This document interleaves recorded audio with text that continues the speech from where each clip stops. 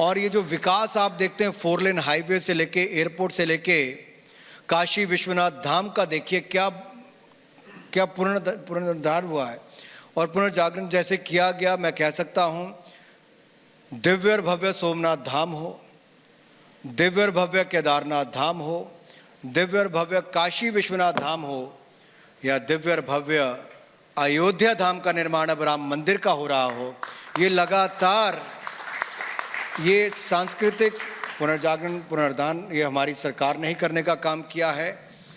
और इससे आस्था के साथ साथ अर्थव्यवस्था को भी बल मिला है। हमने विकास को बल दिया है। केवल मंदिर नहीं बने, फ्लाईओवर बने हैं, एयरपोर्ट्स बने हैं, रेल स्टेशंस बने हैं, इंफ्रास्ट्रक्चर बना है। बौद्ध सर्किट बना तो बौद्ध सर्किट से लोगों को आने का लाभ मिला। हेमकुंड साहब तक रोपवे बनाया गया तो आज सारा साल आप जा सकते हो। 4 धाम यात्रा का इंफ्रास्ट्रक्चर बेहतर किया गया है। करतारपुर कॉरिडोर को खोलने का काम किया गया है। साहिबजादों के शहादत पर वीर बाल दिवस मनाने का काम किया गया है। गुरु नानक देव जी, गुरु तेग बहादुर जी का प्रकाशोत्सव पूर्ण धूमधाम से मनाने का काम किया है। तो देश में जो कभी संकोच होता था करते हुए, आज कोई संकोच नहीं है। पूरे धूमधाम से उस दिशा में काम किया जाता है और सबको साथ में लेकर चला जाता है। जैसे अखिलेश जी थोड़ी देर में आ रहे हैं तो आपने जो बात कही उस पर हमें जवाब भी उनसे शायद मिलेगा। एक आखिरी सवाल है, समय कम है। Anurag ji, you have been an inspiring youth leader in the past and you are also holding the sports ministry. मेरा भी थोड़ा स्पोर्ट्स से थोड़ा मेरा झुकाव है। वैसे मैं खेलता नहीं हूँ, मगर मैंने CWG स्कैम एक्सपोज किया था 2010 में। किसी और तरह की हमारी खेलकूद होती है, वो भी हम करते रहेंगे। अब उस समय की बात देखें तो हमें बहुत खुशी थी कि चेंज आ जाएगी, और अभी भी खुशी होती है। जब स्टेडियम इंफ्रास्ट्रक्चर वगैरह बनता है तो हमें खुशी होती है।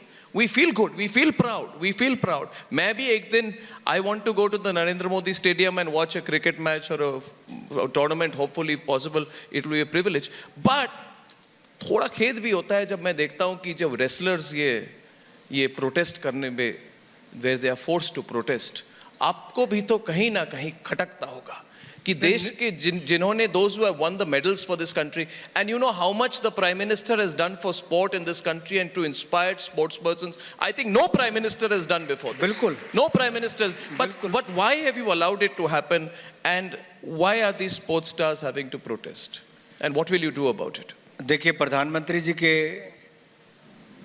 आने के बाद खेलों को बहुत बल मिला है। वो जब राज्य में मुख्यमंत्री थे तब भी गुजरात में बहुत सुधार किया, और देश में आकर तो बजट जो था, जो 960 करोड़ रुपया था डिपार्टमेंट का, बढ़ाकर 3,397 करोड़ कर दिया, 3.5 गुना बढ़ा दिया। खेलो इंडिया योजना लेकर आए, पहले 4 वर्षों के लिए 1,800 करोड़ दिया, तो अब अगले 5 वर्षों के लिए 3,200 करोड़ रुपया मंजूर कर दिया है। शुरू हो गया खेलो India youth games, university games, winter games, और इसमें 15,000 खिलाड़ी हर वर्ष भाग लेते हैं। नेशनल रिकॉर्ड्स बनते हैं और हमें जो पाइपलाइन है अच्छे खिलाड़ियों की वहाँ से मिल रही है। यही नहीं, अगर आप अभी भी देखेंगे वर्ल्ड चैंपियनशिप हुई तो हमारी भारत की एक नहीं 4 बेटियों ने वर्ल्ड कप, वर्ल्ड चैंपियनशिप जीतने का काम किया। निकेत जरीन हो, लवलीना हो, हमारी नीतू घनघास हो, स्वेटी हो, इन सब ने गोल्ड मेडल जीता है।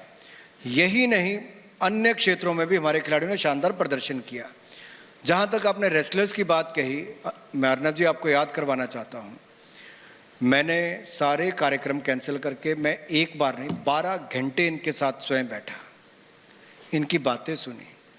इनके ही सहमति के साथ रात के 2 बजे हम लोगों ने प्रेस कॉन्फ्रेंस की कमेटी का गठन किया। जिनकी मुख्य मांगें थी उसमें विचार करने के लिए वो ओवरसाइट कमेटी बनाई गई। ओवरसाइट कमेटी ने लगभग 14 मीटिंगें की, अलग अलग लोगों को जिनको बुलाने की आवश्यकता थी, जो आना चाहते थे उनको बुलाया, उनकी बातें भी सुनी। उस कमेटी ने अपनी बड़ी डिटेल्ड रिपोर्ट एक दी है। उस डिटेल रिपोर्ट के बाद जो प्लेयर्स की ही डिमांड थी कि निष्पक्ष चुनाव हो, हमने कोई सरकार को बीच में डाले बिना निष्पक्ष चुनाव के लिए भी कह दिया है। इंडियन ओलंपिक एसोसिएशन जब तक 45 दिन के अंदर इसका चुनाव कराएगी, एक कमेटी का गठन करेगी जो खिलाड़ियों का चयन भी करेगी, और वही इनका डे टू डे अफेयर्स तब तक रन भी करेगी। और जब इनकी बॉडी बनती है तो नई संस्था बनने के बाद इंटरनल कंप्लेंट कमेटी हो, बेहतर रूल्स इनके अंतर्गत उन सबको सुनिश्चित करने के लिए इनको आदेश पारित किया है। जहाँ तक सेक्सुअल हरासमेंट के केसेस की बात है या मेंटल हरासमेंट की बात है, उनकी भी डिटेल इंक्वायरी हुई और डिटेल इंक्वायरी के बाद अभी भी अगर आप देखोगे दिल्ली पुलिस ने कोर्ट में भी कहा है, सरकार ने कहा है कि प्रिलिमिनरी इंक्वायरी के बाद अगला जो भी कदम उठाना होगा वो उठाएंगे। उसकी एक प्रक्रिया है, वो प्रक्रिया को ना मैं जंप कर पाऊंगा ना आप कर पाओगे, लेकिन जो निष्पक्ष चुनाव सबसे पहला कदम था कराना कि एक नई संस्था चुनकर आए, एक नई बॉडी चुनकर आए, उस कदम से शुरुआत कर दी गई। मैं आपकी